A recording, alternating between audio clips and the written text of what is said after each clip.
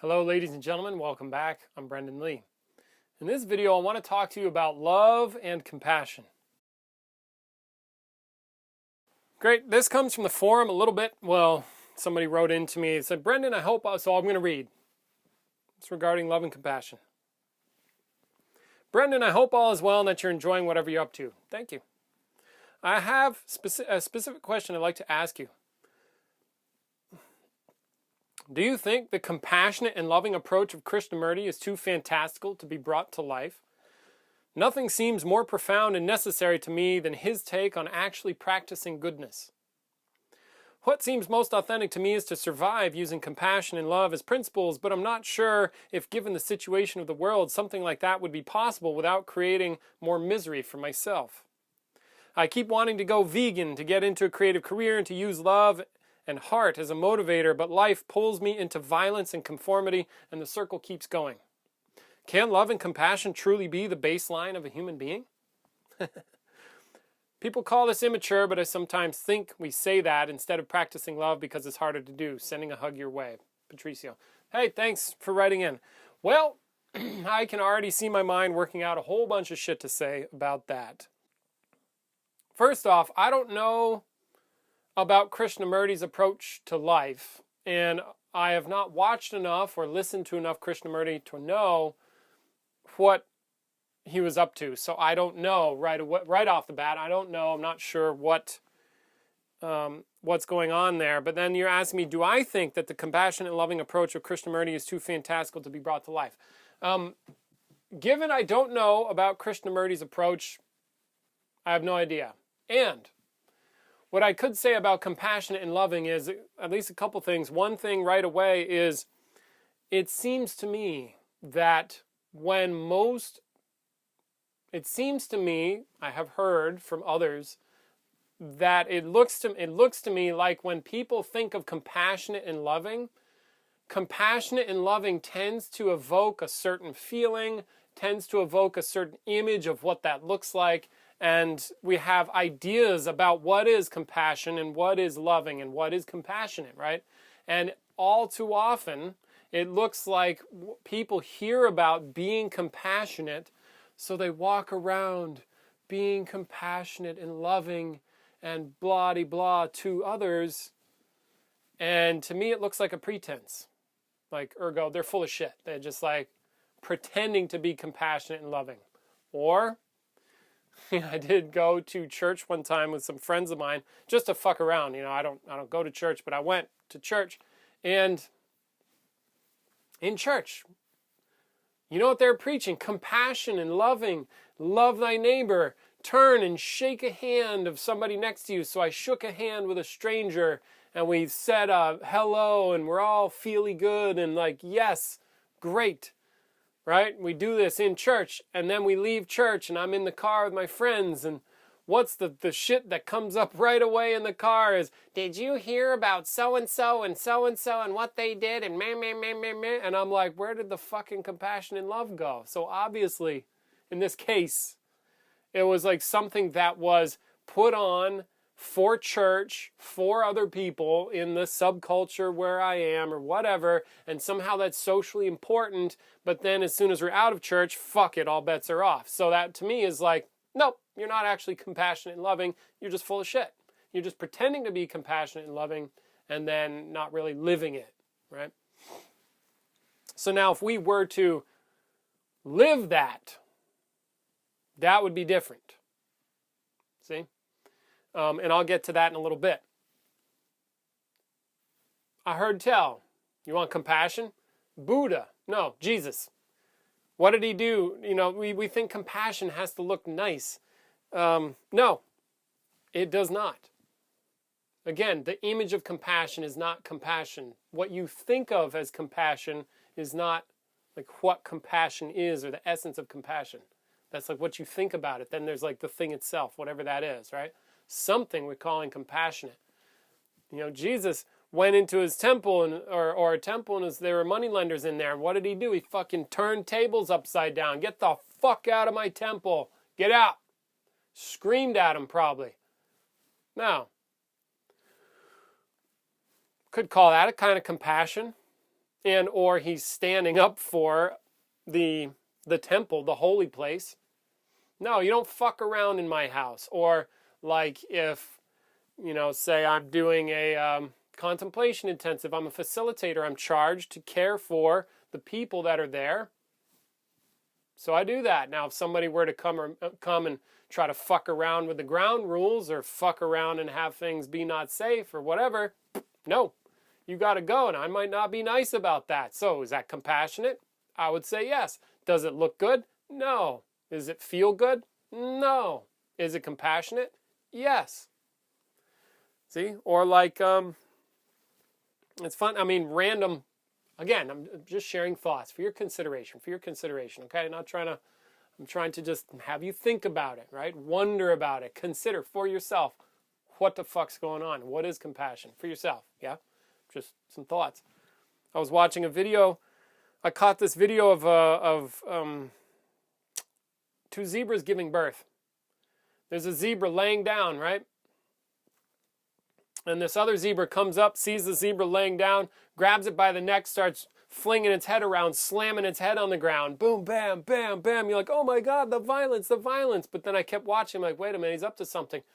I assume it was a he.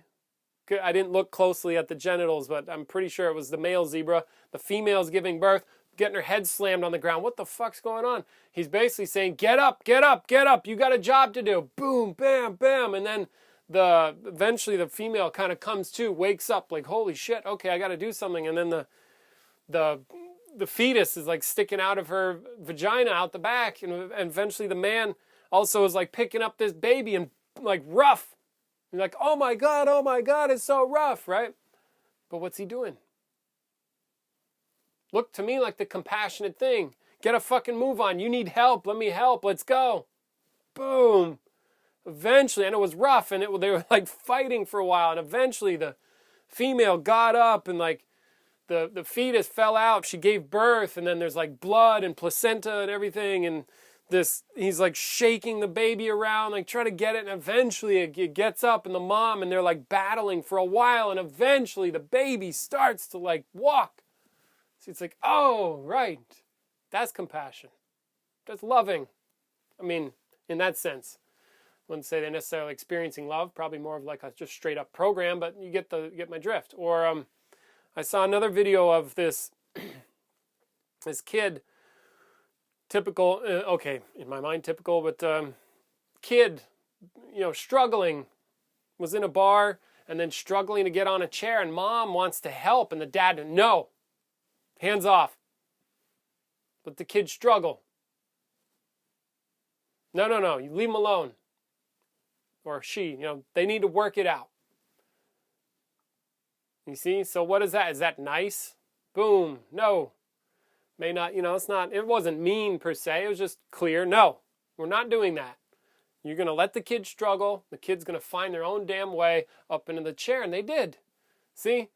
Now, is that nice? No. Was it compassionate? Yes. Now the kid knows something. He's more empowered, more confidence perhaps. See, so again, compassion. Like, what do you think when you think compassion? I'm okay with compassion if it's violent. Okay? You ever put something out of its misery that needed to get put out of its misery? You ever kill something to make sure it didn't suffer? See? Violence, compassion. Just saying. It's a possibility. Or like when somebody's got a DNR, they do not resuscitate. They're all fucked up. No, let me die. Well, you gonna rise to the occasion and let them die? That'll be the compassionate thing. See, so I'm just trying to mess with your ideas of compassion, your images of compassion. It's like, what is compassion really? Take the images away. What is it? Right? So then when you say, so now let's see, let's check in here, huh? Going back to your letter. Nothing seems more profound and necessary than to take on actually practicing goodness. Yeah, and then the other side of it is, if you want to be good, be good. Yeah, and there's nothing stopping you from being good. What seems most authentic to me is to survive using compassion and love as principles, but I'm not sure if, given the situation of the world, something like that would be possible without creating more misery for myself. It looks to me like you may have some ideas about what love and compassion look like, and probably some assumptions about what it has to look like for you, which tells me it's probably more of an ideal rather than an understanding of those principles that you're working with here. That's just my sense, okay? So, again, it seems like I'm not sure if I can do it, basically. I'm not sure if, given the situation of the world, something like that would be possible without creating more misery for myself. Now, here's a little something about principles. And Peter went into this with the apprentices today, which I thought was great. And we also do it in workshops. You're always invited to come do those, of course. He's talking about principles. And one of the things that you need to know about principles, parroting from Peter, and then also given my long history of study and my own understanding as well, I can parrot the same thing. Principles do not give a fuck about you. This is what makes them powerful. They don't care about your little whiny shit over here. They don't care about what you think. They don't care about what you feel. They care about themselves. And now, love. If you're going to be loving, you have to be loving. You want to live in love, that would probably take more courage than most people have. You see, because even yourself right there, as far as I can tell, again, just spitballing here, you're like, I would love them, but I might create misery for who? For you, like that one. I might create misery for me. Well, it's a good thing principles don't really care about the me part, the you part, yeah? Whether you're miserable or not. Are you loving? Good. You're miserable? That's on you. You don't need to be miserable. How about you love yourself? How about you love every circumstance that happens, whether it's the worst of the worst and the best of the best. Now we're talking love. Can you love Hitler? Can you love the most violent, sociopathic motherfucker on the planet? See? And maybe you can love the being that they are, and maybe the good thing to do would be to kill them. Sorry, I love all humans. You're done. You are not supporting other people having a life. You know, I don't know. Just saying, I'm saying things to kind of, my attempt is to mess with your currently held belief structures, your currently held assumptions, to shake you up a little bit so that you can consider. See? There's nothing stopping you from loving except you. There's nothing stopping you from living in compassion except you. And the rest is excuses. So either you do or don't, but don't say you want to and then not. See, and again, what am I doing here? I would consider this to be the compassionate thing. Slap you around a little bit. Hey, wake up. You want to do it? Fucking go for it. You don't? Don't. That's fine. All right? What does Krishnamurti say? I don't know. Do you want to live that way? Cool, go ahead. Nothing's stopping you. I keep wanting to go vegan, to get into a creative career, and to use love and heart as a motivator, but life pulls me into violence and conformity, and the circle keeps going. So now here's a little tidbit, little freebie.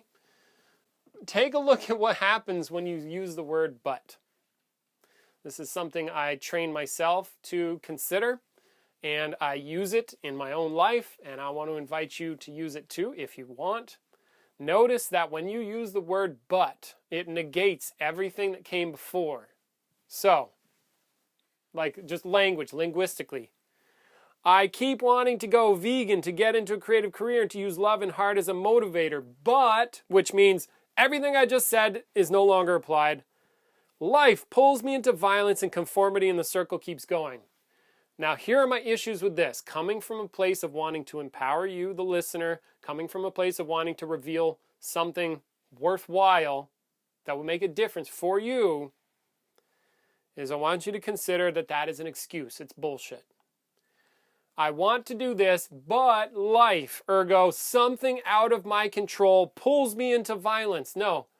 I mean, unless the violence is coming to you, which maybe it is, you know, I don't know. Do you walk on the street and then bullets start flying? If that's the case, fucking find cover and know the difference between cover and concealment. Cover is something that will actually stop the bullets. Concealment will hide you But if they shoot it, the bullets will go through. Find some cover, get the fuck out of there, or get your own gun and some training and take it to them and take them out, right? If you want to be effective. Okay, that's bullets, just some thoughts. And then otherwise, I'm not the top guy on that. Go get some CQB, close quarters combat, whatever, with some professionals, yeah? Or do people start to punch you in the face? If that's the case, get the fuck out of the way. Learn how to fight, take them out, whatever, okay? Now, does that happen? I don't know. But life pulls me into violence and conformity. No, it doesn't. You think it does, but it doesn't. Tell the truth about that. What is life? Is there some sort of force out there that's out of your control that says that you need to act a certain way? If you hold that line of thinking, what I'm just reading here, and again, I'm just reading, I've got the evidence based on what you wrote to me, and I'm using that to deduce your thinking, so I could be wrong, probably not, but I could be. You are disempowering yourself. You are making it so it's not my fault. It's not me. I can't do anything about it. Now, if you want to stick to that story, fuck it, dude. Let's send me some tequila. Like I said, I'm on a kick with some mezcal, margaritas. Send me some mezcal. All right, and just go have a good life because I can't do anything. Now, if you actually want to have power in your life, if you actually want to take control of the shit in your own life, once you consider that that is not the way to go. Life doesn't pull you into anything. You pull you into stuff. You decide to be violent. You decide to not have love. You decide to not have compassion. If you start considering it, holding a perspective like that, then now you can do something about it. Right? Don't give me this like, yeah, I want to do this, but you want to go vegan? Fucking go vegan. Let's go. Like I had to tell an ex-girlfriend of mine. She'd talking about vegan. I'm like, I'm not a vegan, but if you want to be vegan, go. You're passionate about it? Go. What's the holdup? Let's go. You want to be loving? Go. Be loving. And know that if you really align to a principle like that, it's going to kick your ass because you're going to want to be violent. I mean, or unloving, or you're going to get called, well, shit, this person is really pissing me off and I really, really, really having a hard time loving them, but I'm going to be loving. Yeah, fuck, you see? Then it calls you on the carpet, kicks your ass. Good, now that's more like a principle. You want to be compassionate? Go ahead. That means when shit gets tough, you do what? The compassionate thing. You think compassionate thoughts. You view the world in a compassionate way. Is that the way that you currently like to view the world? Probably not. So again, it's going to kick your ass. Good. This is a principle at work. Yeah? Okay, so you got some of these things?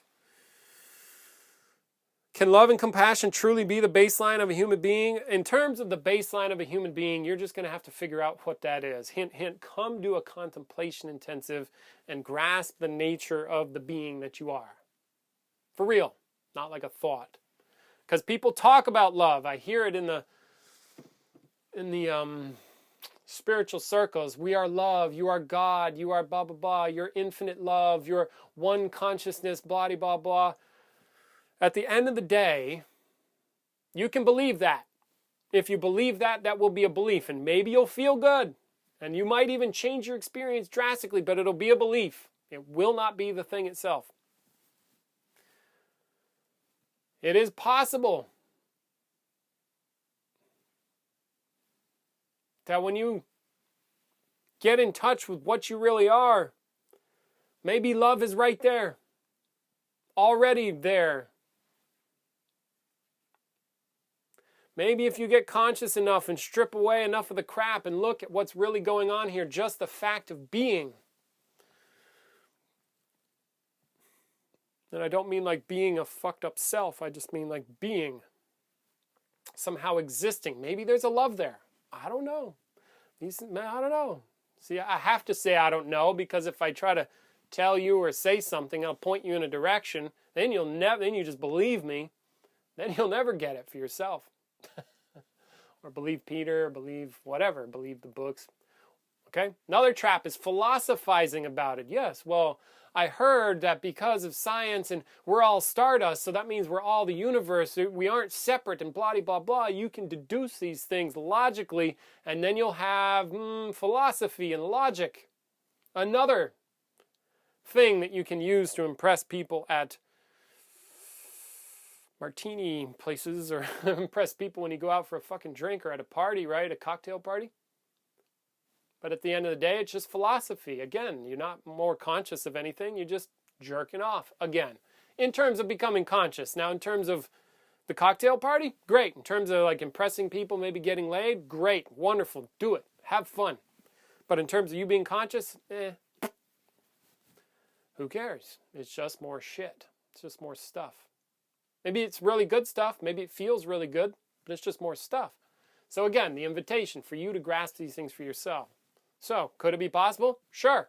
But you're going to have to find that out. And if you don't, you won't. Yeah. So let's see, what else on love and compassion? Thanks for the hug. Appreciate it. Yeah, I don't have too much else. Just stuff from my end. I know that I am often challenged when working with apprentices, or I'm often challenged, say, when teaching a workshop or facilitating a workshop, for example. And some of the challenges lie in, well, like say if I'm a facilitator, I do my best to not judge people, and people come up with all kinds of shit. They get reactive, they do things, and I have to be there with that and work with it. And I can't do that without a certain kind of love per se. You could say love or non-judgment, or just being there, right there with them, even though they're upset or they're having a tough time, and I have to be there. And what's challenging about that for me is myself is the problem. Myself I don't get my normal shit. I have to be another way for people. For them. And like, yeah, I get to be a facilitator, but I don't I don't know that I really picked this job. It's more like the job picked me. I'm like, it's a challenge. Why is it a challenge? Because of me. You see? Again, that's like those principles. Or like when I work with apprentices and I want to get something across, and they've come for that. They've paid a lot of money to come study and to be here and to be in this kind of work in a very serious environment, not a joking, not a ha-ha-ha environment, but these are serious people, or so they think when they come in, right? They're very serious, at least serious enough to throw their ass in the line. And I want to get stuff across that's empowering to them. And it doesn't look good all the time. I do it for them. Because it's like my job, say, right? But for them, I would call that compassionate and loving, but it's not pretty. But does it do a job? Yes, it does. And they get something from it, and they get something, like the apprentices. I think some of the greatest honors I've received is when guys who I was an apprentice with way, way back come back to study, and they study with me now. Like, shit. It doesn't matter to me as much about just people that just come in the first time and they work with me, but guys that they saw me when I was a little shit. They saw me when I was 17, 18 years old, little piece of shit, running around, dumbass, doing my kid, being a kid, right? And they study with me and they say, you know what, you're doing a good job. I'm like, fuck, that means a lot. See? I don't know why I brought that up. I think just to toot my own horn a little bit and to just be like, hey, I put in some work, so you know. But to know that's like, it's not the challenge, to teach somebody that kind of stuff when they might have resistance and they might have a lack of awareness. How do you get them aware? And it's not, like I said, it's not always pretty. So again, loving and compassionate, yes, because, right. Yeah, I got on this other tangent because like some of the guys that I've talked to that have been through apprenticeship programs, they're like, man, I use this stuff every day in my life. What I learned here was so worth it. Because every single day they think about it. It made a difference. It changed the course of their life. And they wouldn't have had it without somebody. Again, it could be anybody else. I'm just saying, without somebody who took a stand for and was like, hey, I want you to get this shit. You don't want you to get this shit. Like your normal programs, your resistance, your lack of awareness, your reactivity, you know, all the shit standing in the way. And I'm like, no, here you go. Get it. And they do get it, and it makes a difference in their life changes. But they don't necessarily know it at the time, but later they will. Like I said, not pretty, but loving and compassionate, sure. So I'm just saying, it can take many forms. All right, fucking turn those tables over. Scream at some people. I don't know, whatever. Just make sure you're being loving. Don't get lost in your own shit. All right, but otherwise, everything else, you want to have power, go have power. You want to do stuff in your life, do stuff. You want to have integrity, don't say you want to do stuff and then don't do it. Okay? Either don't say it, or if you say it, do it. Then you'll have integrity. And you'll trust yourself more and you'll have more power. Okay, so that's it. Later. In other news, come join me in Holland. I'm going to be doing some workshops. This is August 16th through 30th, and I'm going to Swansea, Wales. You're invited to do that. Check my website. Go over there, navigate, check the links.